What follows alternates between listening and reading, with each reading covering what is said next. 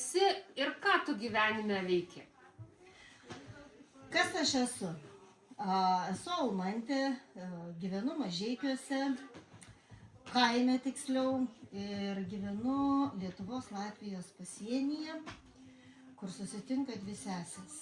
Ir metams bėgant supratau, kad manęs nebetenkina darbas mokykloje, o aš norėčiau dirbti kažką prasmingo socialinėje srityje. Ir štai taip įvyko toks likimo posūkis, kad atėjau į nevyriausybinį sektorių. Kaip aš atėjau? Labai paprastai. Kažkada, kai su kolegė Jolita važiavome Mažeikių vieną gatvę, pamačiau, kaip prie konteinerio sena pagyvenusi moteris, tiksliau senjorė, atnešė maišelį, kuriame buvo akivaizdžiai matyti sulankstyti drabužiai. Ir žinote, prie tų konteinerių sukinėjasi vadinamieji konteinerių sanitarai, liaudyje vadinami bomžais, ar ne? Ir po kokių 15, gal 20 minučių vėl važiuojant, grįžtant atgal, tą pačią gatvę, aš pamačiau, kaip ant konteinerio krašto buvo numesta balta palaidinė.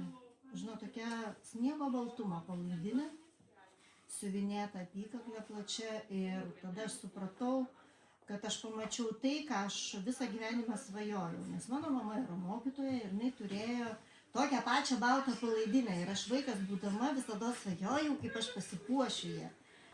Ir akyse man stovėjo ta pati palaidinė, ir tarsi mamos ta palaidinė gulėjo numesta ant to konteinerio krašto. Bet tada ir gimė ta mintis, kad Mažeikiuose nėra atiduotuvės vadinamosios, kur galėtų žmonės dalinti savo daiktais, reikalui esant galėtumėm persiūti. Tai va tokiu būdu ir gimė šita mintis. Taip ir atėjau iš mokyklos į nevyriausybinį sektorių. Ir dabar dirbi pagrindę su tekstilė, ne? Taip. Bet taigi juodas darbas, rūšiuoti, dėlioti, siūti ir kas veža iš tikrųjų, kas uždega visam tam darbui? Žinai, kas mane veža?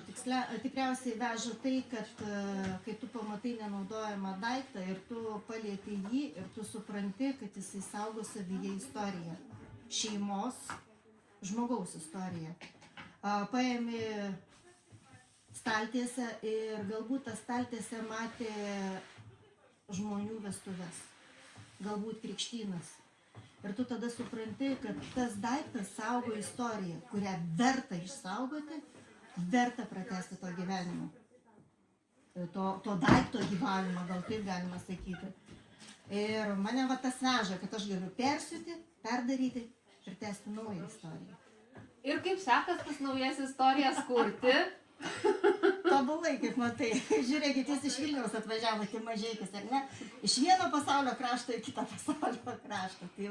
Tai jeigu jau Vilnius žino apie mus, vadinasi, sekasi kurti tas istorijas, sekasi nešti į pasaulį tą žinią, kad mes turėtumėm pagalvoti, ar mums verta pirkti naują daiktą, tai mes galim tą patį panaudoti. Mes labai puikiai visi atsimenam, gal ir dabar kai kas naudoja, šiltnamiuose pomidorai auginami. Ar mes raišteliai šmireliais rišdavom? Juk ne. Ką imdavom? Dreiks seną paklodę ir pririšam pomidorą. Tai va, sakykim, maikė. Sena maikė, ar ne, jau nudriskus, nuplyšus. Ar mes ją išmesdavom? Ne. Dažniausiai ką darydavom? Škurliukas? Škurliukas. Grindim plauti, ar ne? Dulkiam pavalyti kažkur, o galbūt jeigu senas tas adijalas vadinamas, dabar jau populiaru sakyti pledas, ar ne, mes jį galbūt galim sulankstyti ir šuneliui būdą įdėti, o gal tiesiog panaudoti jo guoliui kažkokiam, katuko guoliui padaryti. Tai va, ir mes lietuviai nuo seno buvom, tai grįžkim prie savo šaknų, tiesiog.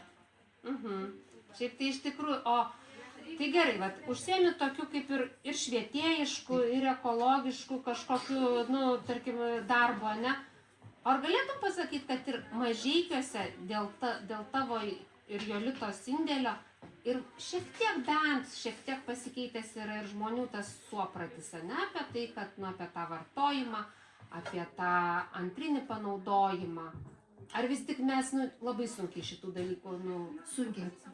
Žinok, Neringa, iš tikrųjų sunkiai mes to atsisakom. Ypatingai čia į provinciją, į regionus tas sunkiai skinasi kelią. Ir žinau netgi neseną atvejį Mažeikiuose, kai viena įstaiga gavo patalpas neatlygintinai naudotis ir supranti, jie paprasčiausiai, jie nepasinaudojo tai, kad jiems atidavė dažus, galbūt netokia spalvelė buvo tų dažų, ne, mums netinka spalva, mums reikia naujų.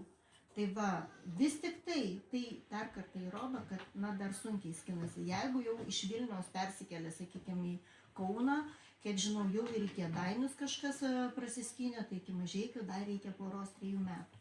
Maždaug taip skaičiuoju aš. Jeigu prieš 6-7 metus labai atsargiai mus žiūrėjo apskritai, kaip jų fonautus iš šio pasaulio. Tai dabar bent jau tą pripažįsta mumis, bet kad vartojimas yra, tai dar tebėra jisai. Sutikim su tuo. Tas tai tikrai. Ir gerai, tada paskutinis toksai palinkėjimas tiesiog mums ateičiai. Mums ateičiai. Galima ilgą ar galima trumpą?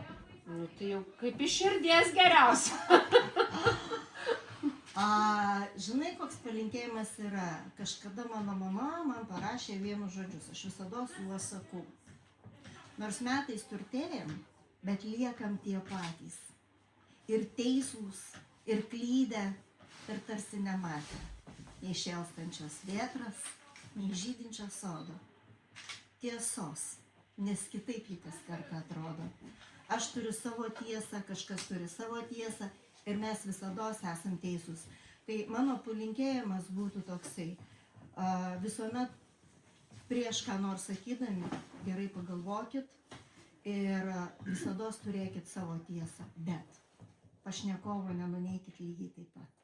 Tik čia gimsta bendrystė, tik čia gimsta supratimas ir tik čia gimsta žmogiškumas. Ačiū labai. Sėkmės darbuose. Dėkui.